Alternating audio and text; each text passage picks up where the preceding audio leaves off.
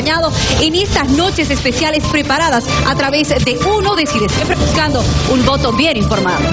Estamos exactamente a 9 días de la jornada electoral. Son los momentos más decisivos que vive el país. Y lo hemos venido diciendo desde el principio, seguramente nos acercamos al proceso electoral más importante de los últimos 20 años. Son pocos días los que faltan para las elecciones y son pocos días que tienen esas personas que aún están indecisas, Marco, para poder decidir por quién van a votar. Y esa ha sido nuestra meta y nuestro objetivo principal aquí en Uno Decide, lograr que usted pueda informarse con todos los candidatos. Uno Decide hizo 9 programas. Hasta aquí. Vinieron los 9 candidatos. Ha venido Carlos Mesa, vino Óscar Ortiz, vino Víctor Hugo Cárdenas, vino Chi Yung, estuvo Rudnín, estuvo Israel Rodríguez, Virginio Lema. Tuvimos a los 8 candidatos y hoy cerramos con el 9º. Y el que nos faltaba. Entonces, ¿cómo hacemos para que esté aquí el que falta? Evo Morales. Tuvimos que viajar 1.800 kilómetros a La Paz, la producción de la Red 1 de Bolivia. Lo visitamos al presidente Evo Morales, quien iba a atender esta necesidad periodística de que él hable, sobre los asuntos que le interesa al país.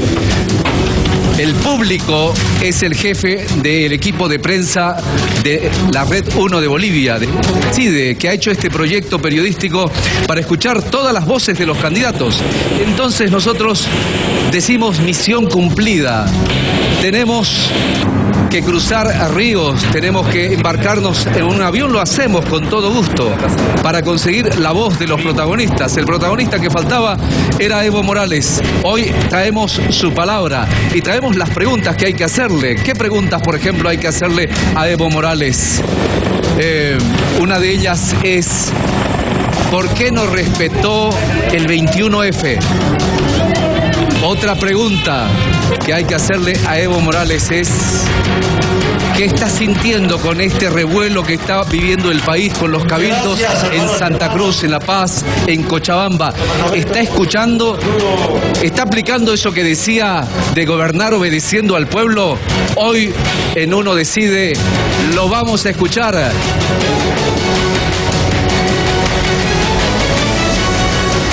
Cumplimos la tarea: traer a todos los protagonistas. Y si tenemos que hacer las travesías que tengamos que hacer para tener las voces de los protagonistas para ustedes, las vamos a hacer, porque nos debemos a ustedes. Hemos hecho, como les hemos dicho hasta ahora, 9 programas. ¿Qué hemos hecho? Debates de los jefes de campañas. Intenso. Comenzamos con un debate intenso sobre el proyecto político de las 3 fuerzas que encabezan la intención de votos. Luego hemos tenido a Carlos Mesa, hemos tenido a Óscar Ortiz, Víctor Hugo Cárdenas, ha venido el coreano Chi Yung. Muy bien, usted lo pronuncia mejor. Ha venido también Rudnín y Israel Rodríguez también estuvo aquí. Rubén Costas también. Tuvimos un debate de senadoras. Un debate de senadoras que ha marcado tendencia y ha hecho noticia. Y el debate vicepresidencial, ¿dónde estuvo? En este escenario, para ustedes, con mucho gusto, trabajando para ustedes. Esto es Uno Decide.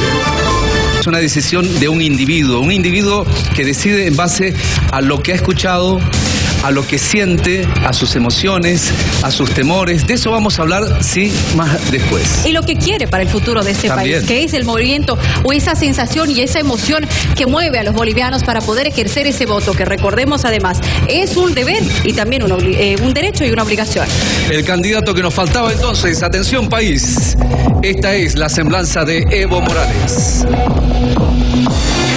Juan Evo Morales Ayma nació en Orinoca, Oruro, el 26 de octubre de 1959. Inició su activismo en el movimiento sindical en la década de 1980, en la Confederación Sindical Única de Trabajadores Campesinos de Bolivia. Evo Morales participó en las elecciones del 2002, en las cuales logró un segundo lugar con un fuerte apoyo. En las elecciones del 2005 obtuvo casi el 54% de los votos, por lo que se convirtió en el primer presidente de origen indígena. Es el tercer mandatario boliviano en la historia de la República, elegido por la mayoría absoluta de votos.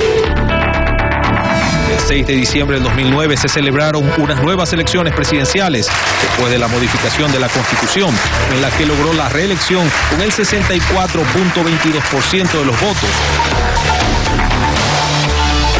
El 12 de octubre del 2014 ganó con un amplio margen de un 61% las elecciones presidenciales, con lo cual gobernará hasta el 22 de enero del 2020.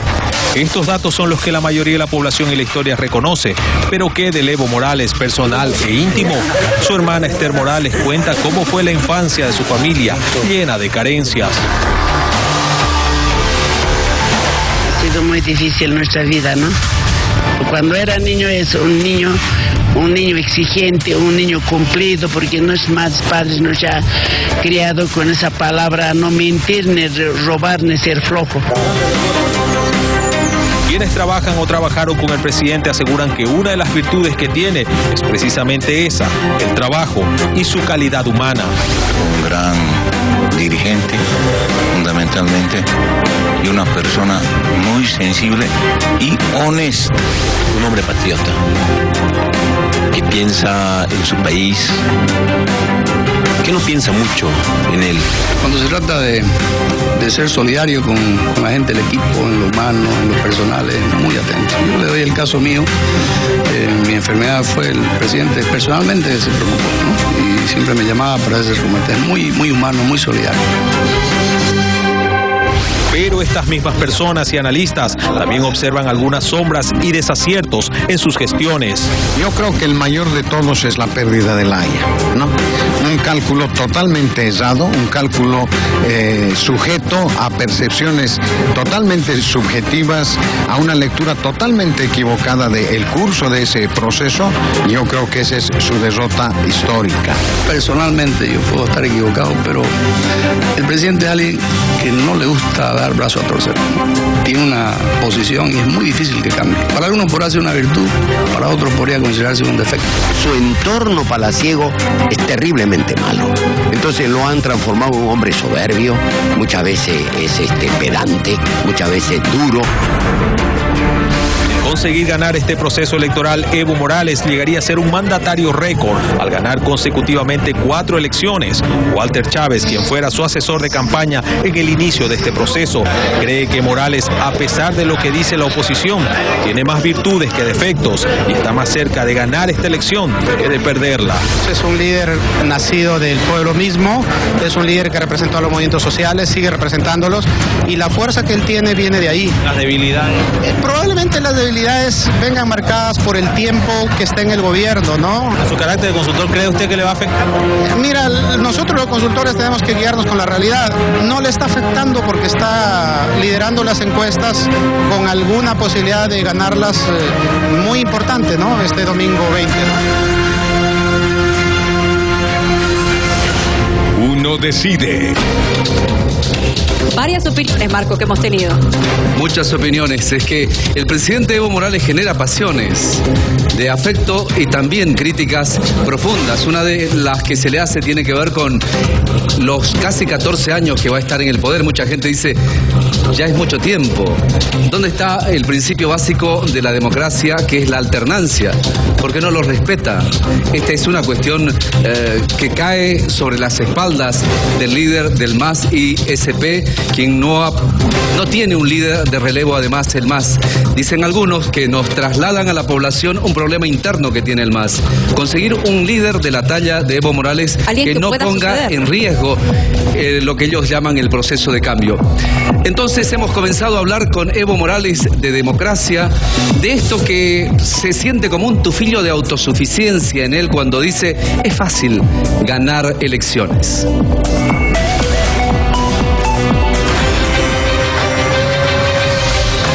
Yo digo, a veces es sencillo ganar las elecciones, más de 40, pero más del 50%, más del 60%. Lo más difícil es escoger el equipo de trabajo. Presidente, usted sostiene que ganar elecciones es fácil. ¿En qué basa ese optimismo?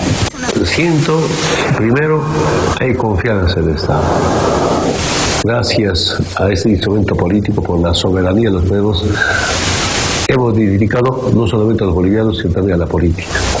¿Esta elección será fácil por la estatura de los rivales o por todo este contexto que me acaba de decir? ¿Por qué es fácil la elección del 20 de octubre?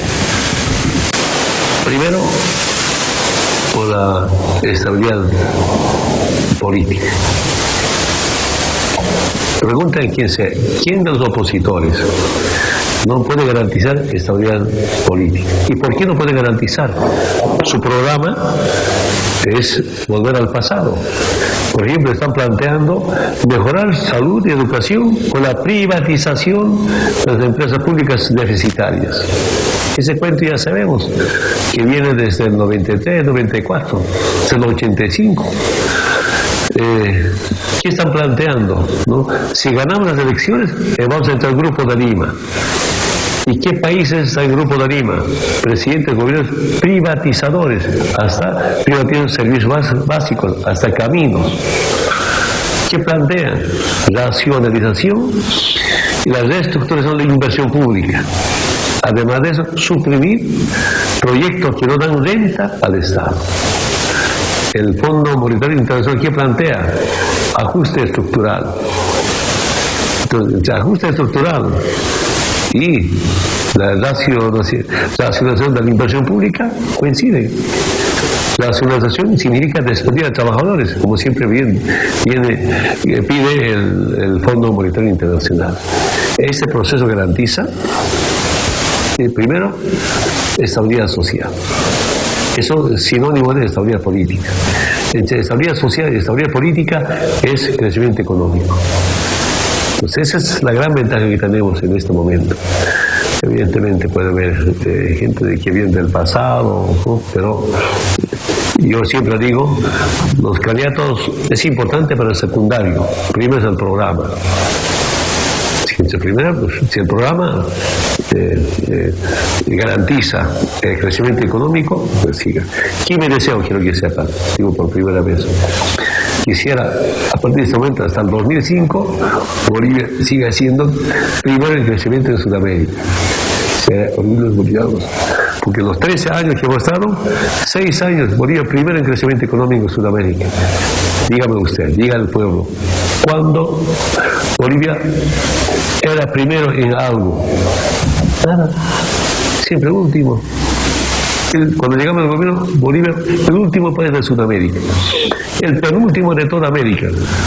Sus opositores que han lanzado en redes el rumor de que se viene un gran fraude electoral, que está todo montado para que gane el presidente Morales con fraude. Saben que van a perder. Sabe cómo el pueblo se moviliza. Entonces, cuando saben que van a perder, dicen fraude. Y algunos dicen, no vamos a reconocer. Después hablan de la democracia. Algunos dicen, voto castigo, voto nulo. Después hablan de la democracia. ¿Qué clase de opositores serían cuando ya están anticipando que va a haber fraude? Yo solo quiero decirles, en todas las elecciones siempre nos han robado votos.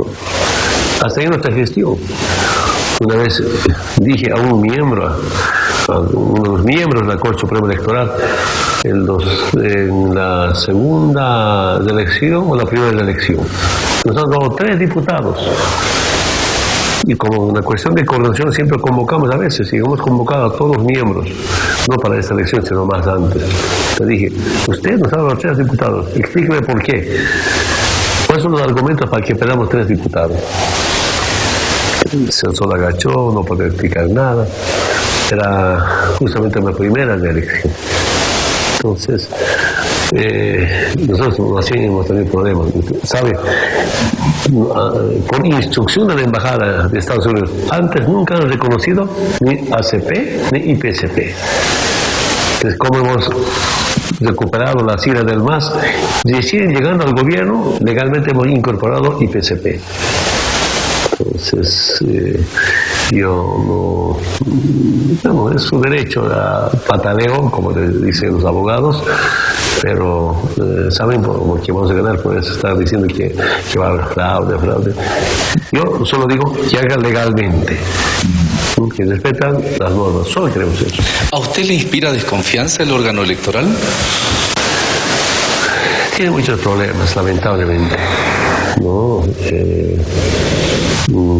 Una vez nos hemos reunido con todos los miembros, tenían muchas diferencias.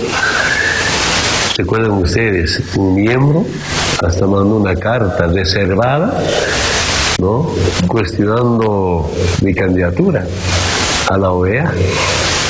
Y esa carta era totalmente ilegal.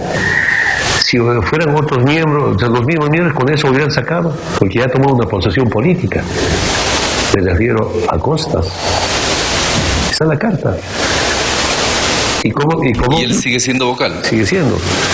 Nosotros no tomamos decisiones, pero ahí ellos podrían tomar decisiones, usando inclusive el membrete de la Corte o el Tribunal Supremo Electoral.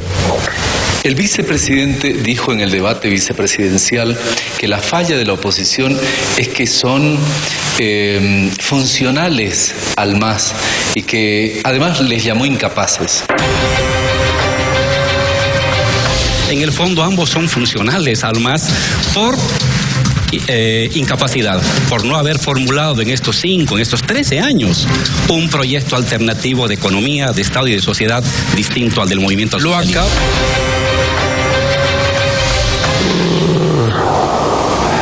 Sería importante que se una a la derecha. Sería bueno que la derecha se una, lo acaba de decir, ahorita es como una recomendación, una receta para que puedan ser fuertes. Claro, que se una. Mesa, Óscar Ortiz. Óscar Ortiz, con el Chi, con Pazzi, todo que se una. Solamente ven sus programas. En distintos términos, es el mismo programa, yo diría, del Fondo Monetario Internacional. Pero Óscar Ortiz no está con usted, dicen que está con usted, que le parte votos a Mesa. Yo no tengo ningún contacto con ninguno. Una cosa es cuando era vocero Carlos de Mesa y nada, ese es ya un problema de ellos. Ellos están enfrentados. Están peleados entre ellos, ¿por qué no se unen? Recomiendo a la Embajada de Estados Unidos más bien a sus pupilos. Y sabe, quiero que sepas, diciembre del 2017, cuando un grupo de la derecha opositor estaba haciendo brindis, ha ido un miembro de la Embajada de Estados Unidos a decirle, candidato es Cano de Mesa, 2019. La embajada. La embajada de Estados Unidos. Ellos lo pusieron. Claro, es candidato a la embajada. No creo que lo sepan ustedes como periodistas. Es candidato a la embajada. Y sabe, cuando ha ido Ortiz a Estados Unidos, el Departamento de Estado de Estados Unidos mismo ha dicho, levante esa candidatura, apoyen a Mesa. Carlos Mesa también ha ido a Estados Unidos esas veces. Y claro, es la profunda diferencia que también tienen ellos. Presidente, ¿y usted qué participación tuvo al nombrarlo en su momento vocero de la causa marítima? ¿No le dio como un escenario para que se luzca? Mira, yo no soy egoísta, siempre digo, los discriminados, los marginados, no podemos marginar. Convoqué a todos los expresidentes, a todos los excancilleres, algunos cancilleres que se han escapado de Bolivia, y convoqué, como Antonio Aníbal, no podía venir, para juntamente trabajar la demanda marítima. Nunca yo he pensado... ¿Ya mirándolo en el tiempo atrás fue un error? No me arrepiento. Si Gustavo sabe eso, su conciencia le remuerde. Es su derecho. Yo no me arrepiento, pero di una oportunidad. Después me pidió ser embajador ante la UNESCO, no sé qué cargo me pidió. ¿Le pidió? Me pidió, sí. Sí, vino ahí contando. ¿Después de la vocería? Después de la vocería. Ser embajador ante la UNESCO, sí, me acuerdo perfectamente, vino con tal Fernández. Y no podía entender. Ese ex canciller decía, presidente Carlos de Mesa, presidente de Mesa. Para mí es expresidente. ¿Y qué le dijo usted, presidente?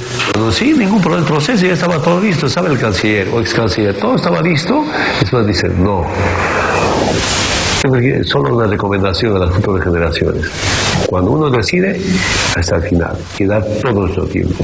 Ese de vacilar, ese de decir, sí, no, es un error para cualquier ser humano. Eso es cierto lo que usted dice, porque nosotros recogemos versiones de la gente y dice, yo no creo en los políticos porque no respetan su palabra, dicen una cosa y terminan haciendo otra cosa. Si quieres usted hacer un día política, ser político, 2 recomendaciones, hermano. Ser fuerte y valiente. ¿Por qué el presidente no respetó su compromiso de decir, yo me voy si pierdo el 21F? Yo dejo, porque además mi compromiso es gobernar obedeciendo al pueblo. ¿Para qué era el referéndum? Para modificar la Constitución. Y el pueblo nos ha dicho no se modifica. No se modificó la Constitución. Pero también está en la Constitución un artículo donde textualmente dice los tratados internacionales con relación a los derechos humanos están por encima de la Constitución. Después del referéndum, ha habido un gran congreso en Montero, no solamente el militante del MAS, la Central Obrera Boliviana, todos sus afiliados, los no afiliados a la Central Obrera Boliviana, como Transporte Libre, Transporte Federado, juntas vecinales. Y hay las resoluciones. Si se va Evo, este proceso de cambio va al fracaso. Entonces tenemos que buscar caminos como habilitar. Y ahí viene este pedido al Tribunal Constitucional de hacer la interpretación para habilitar. Yo quiero decirle, si mañana pasado andate contento, feliz. Usted sabe, sin formación académica, de hacer mucha historia, no por Evo, sino por la unidad del pueblo boliviano. Aquí hay dos cosas, la unidad orgánica, sindical, social, comunal, y la unidad política electoral, pero con principios y valores, y con un programa del pueblo, y no programa del imperio como antes había. Entonces ahí es difícil decir no. Fue contra su voluntad. Claro, dice Evo, tenemos que seguir avanzando. No sé si ahora escuchas, algunos dicen Evo hasta 2030, Evo hasta 2050. Yo digo, no me digan eso, van a protestar a la derecha, van a hacer sacar la mugre con la derecha, no me digan eso, no hablen eso. No es que Evo, pero aquí lo que los políticos tienen que definir es si estamos por la patria o estamos por la plata. ¿Cómo debe entender, presidente, la población de que el derecho humano suyo valga más de el de 2.600.000 que dijeron que no vaya a la repostulación? No, yo repito, ahora se va a ver pues. Además de ese es el otro argumento. Imagínense, tantas mentiras inventadas para el referéndum. Eso ha sido un referéndum de la mentira, que no es una mentira. Esa es otra la reacción del pueblo mismo, ¿no? Entonces, bueno, como si el pueblo le dicen, anda, voy ahí, pero con el Álvaro también decidimos, bueno, hay que acompañar por los últimos 5 años mi decisión. Aunque dijeron hay que cambiar al compañero Álvaro, que ya otro en vez de vicepresidente, y quiero decirles, para mí Álvaro, por lo menos en mi caso, en mi persona, es insustituible. Últimos 5 años es mi decisión, ha dicho el presidente, pero antes decía que las organizaciones sociales del MAS son que finalmente las que mandan. Entonces, entra en tela de juicio si la voluntad del presidente cuenta. Bueno, hay preguntas pendientes.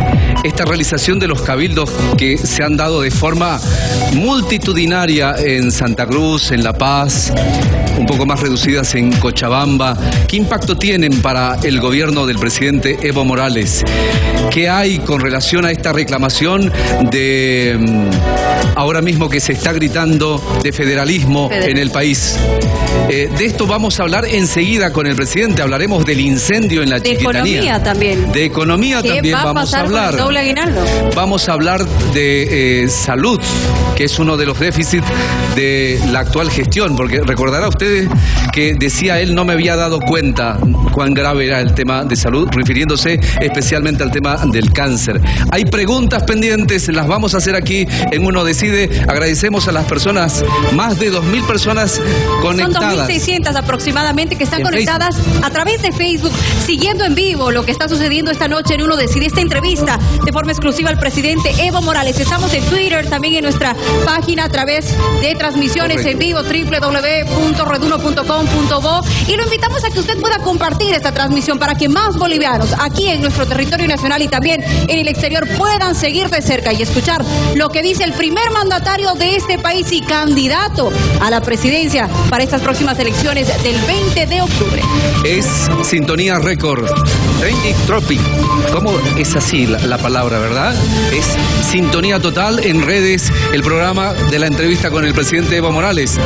Tenemos que atraerles a ustedes las respuestas de él, los candidatos, que digan, así sean sus palabras sentidas, de memoria. Ustedes saben que en la televisión se advierten todos los detalles. Es importante que se una la derecha.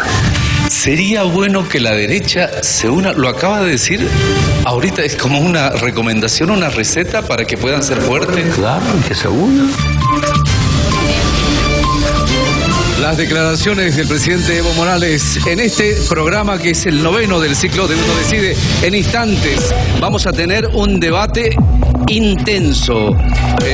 Viene el jefe de campaña de Comunidad Ciudadana, Ricardo Paz. Estará también la senadora Adriana Salvatierra del MAS. Está Vladimir Peña de Bolivia dice no.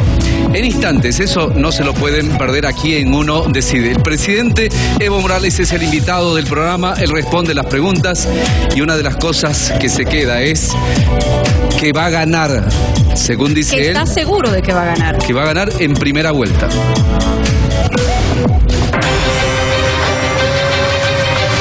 Presidente, ¿usted quiere liquidar la pelea electoral en una primera ronda o se imagina una segunda vuelta? En todo caso, nuestra lucha es de mayoría absoluta, la primera vuelta. Y si hemos escuchado algunas encuestas correspondientes, en la primera vuelta se gana. Presidente, pero por lo que parece, lo que va a dejar de tener es 2/3 en la Asamblea. Esa es la batalla, entiendo perfectamente, pero tengo mucha confianza. Puede haber muchas buenas sorpresas. ¿A qué se refiere usted? Usted me está acompañando, como es el cariño del pueblo. Entonces, yo veo que puede haber sorpresas. ¿Por qué? ¿Por qué esta sorpresa? Nuevamente quiero decirles, la participación del sector privado boliviano. No serán todos, pero sí. Presidente, usted acaba de mencionar, mi relación con los empresarios es buena. ¿Se trata de entendimiento, de cordialidad o de conveniencia mutua? Porque ellos avanzan con sus negocios, se les da las herramientas que ellos están reclamando. ¿Hay buen entendimiento? Todos por la patria. Yo les digo, haga empresa, tiene derecho a hacer plata. Y acompáñame, yo hago patria, no estoy por la plata. Entonces, apoyan. Algunos empresarios me dicen, vamos a apoyar, concientizando, orientando a sus colegas empresarios. Pero me dicen, nosotros no vamos a ir a pintar calles, no vamos a ir a colar papeles. Presidente, sí, entiendo perfectamente. Hay tantas formas de apoyar, porque todo por Bolivia, porque nuestro proyecto político, un programa de gobierno, programa del pueblo, tiene resultados importantes. Y eso no solamente saben los bolivianos, no solamente saben los militantes del MAS, sino la derecha. Todos se conocen. Entonces, ¿qué toca? Pues apostar por este proyecto. Sean militantes o no militantes. Así aprovecho esta oportunidad para decir al pueblo que no se equivoquen. Aquí tenemos dos caminos, volver al pasado o seguir con el proceso de cambio. Volver al pasado, ¿qué significa? Estar como Ecuador, estar como en Argentina. Quisiéramos eso. A usted le pregunto, ¿quisieras eso, hermano? Periodista, no, pues, aquí estamos por Bolivia. Es una cuestión de conciencia, es una responsabilidad con las futuras generaciones.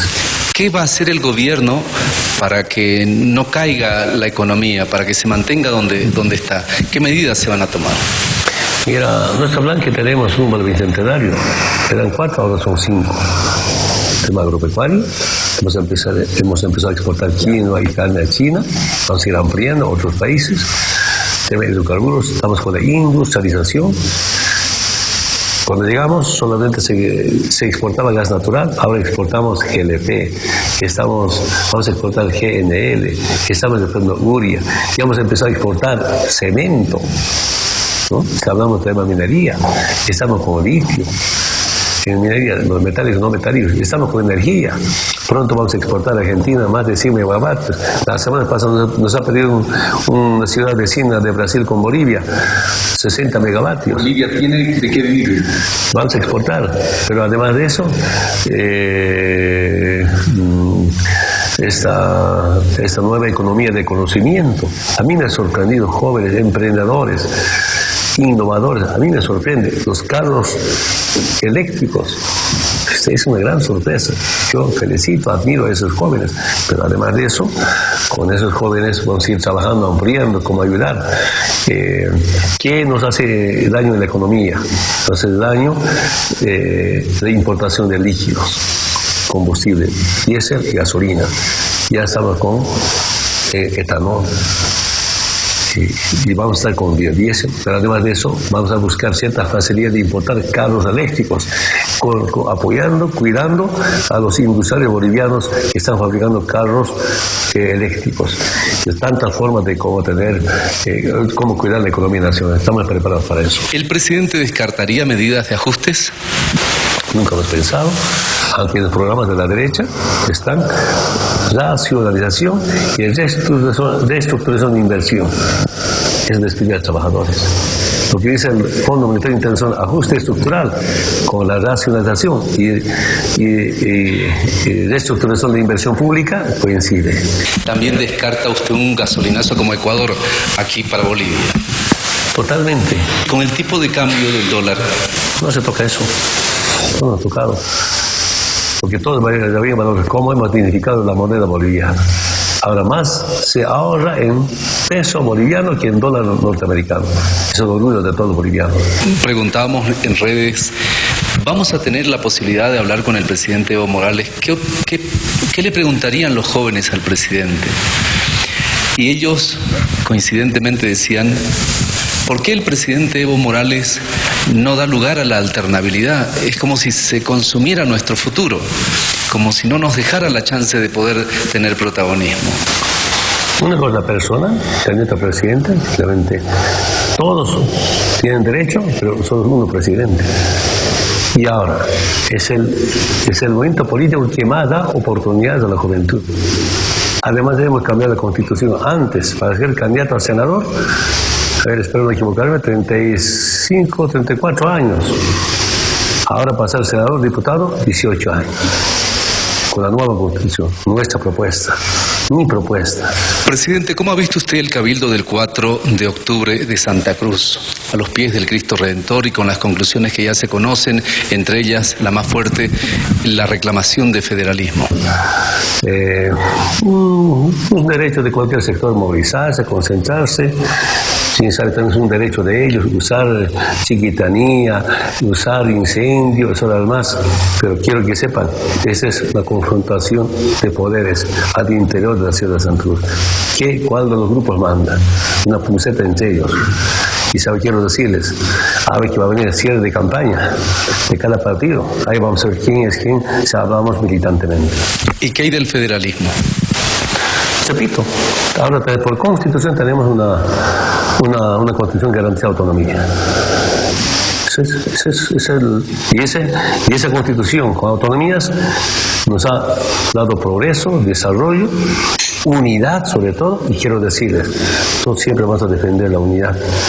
Unidad con estabilidad económica, con crecimiento económico. Unidad, pero también es sinónimo de seguridad. Y seguridad con prosperidad. Esa es nuestra política.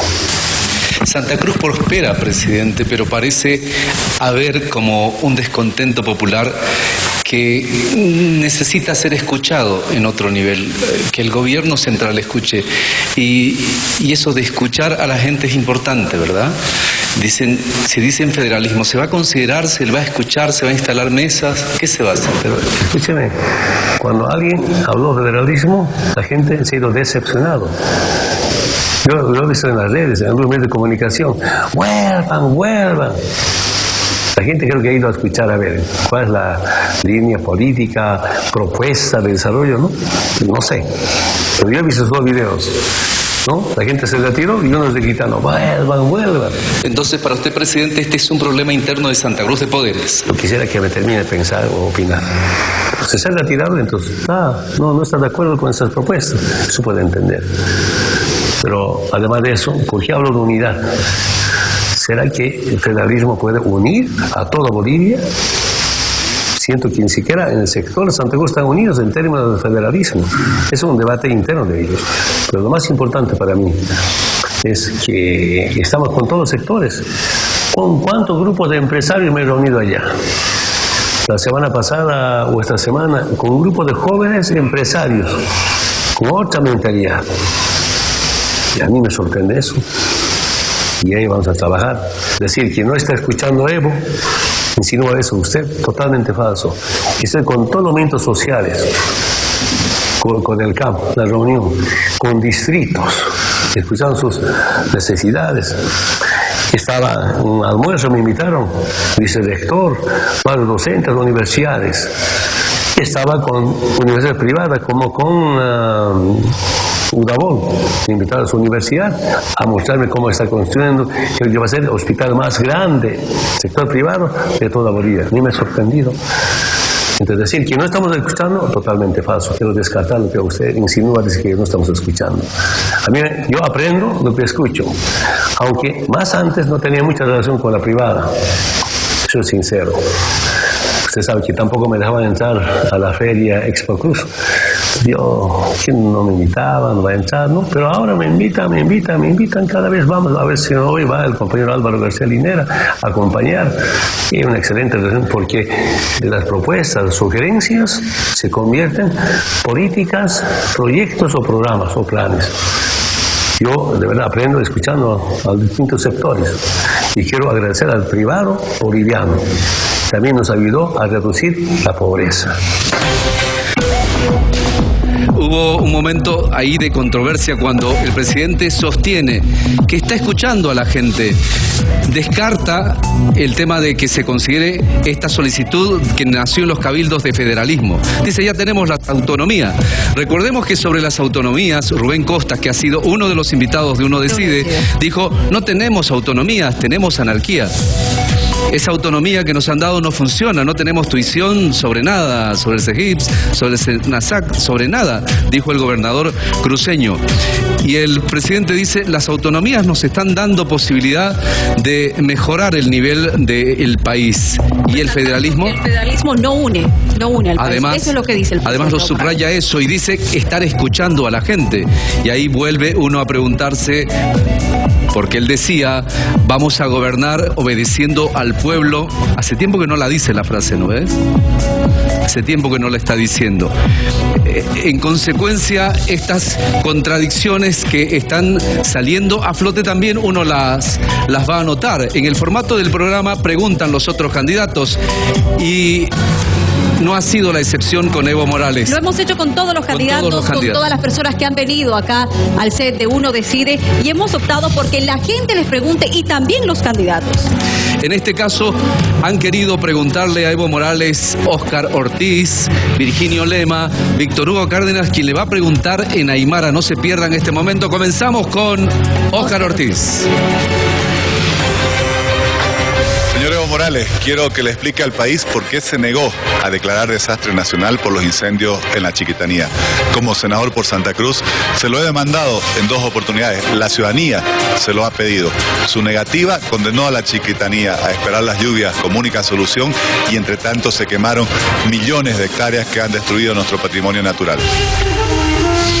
Hasta ahora, y están sacando datos, ya hemos gastado más de $30 millones. Lo que nunca hemos traído, semejante tecnología para combatir.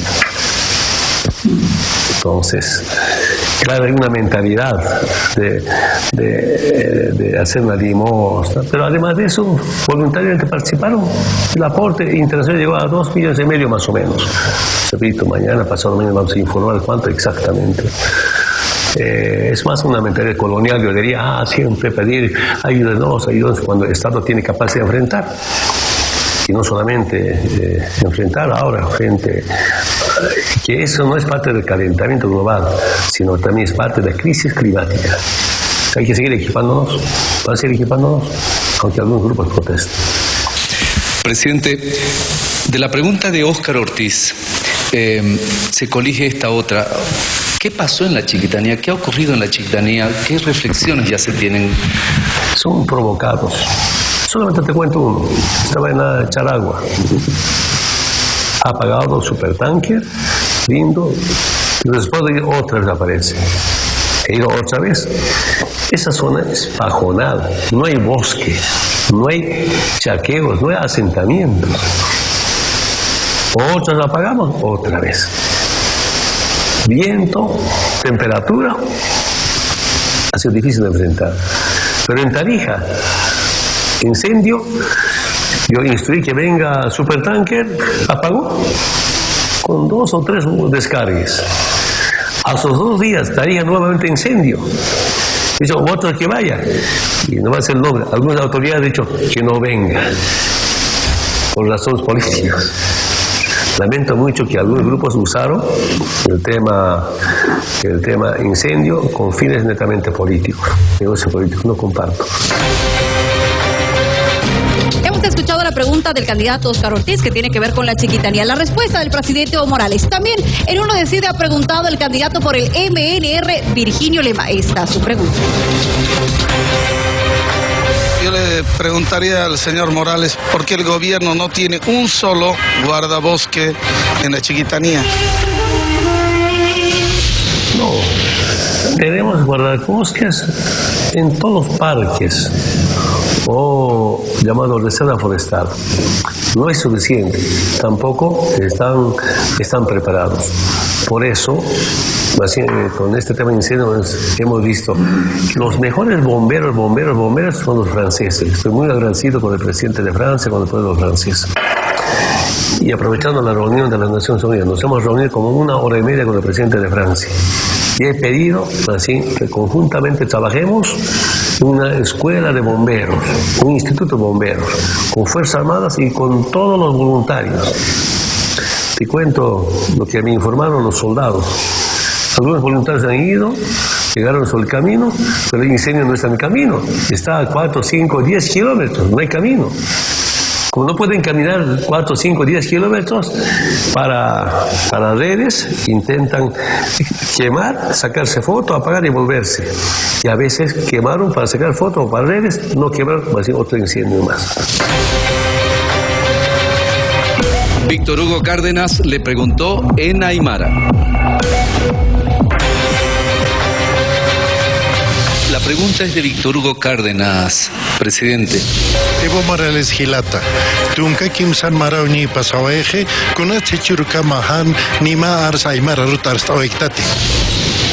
Camisa Gila, kuna recusa jumaja, bonita casarista, cita. Respóndame, ¿por qué se ha casado con Goni? Le preguntó en Aymara y él volvió a preguntar en Aymara. Respondió con otra pregunta. Habló el presidente también de salud y los déficits que hay en este asunto. Usted dijo que se dio cuenta, lo ha dicho como hace unos 9 meses, 10 meses atrás, que el tema de salud es vital, es urgente.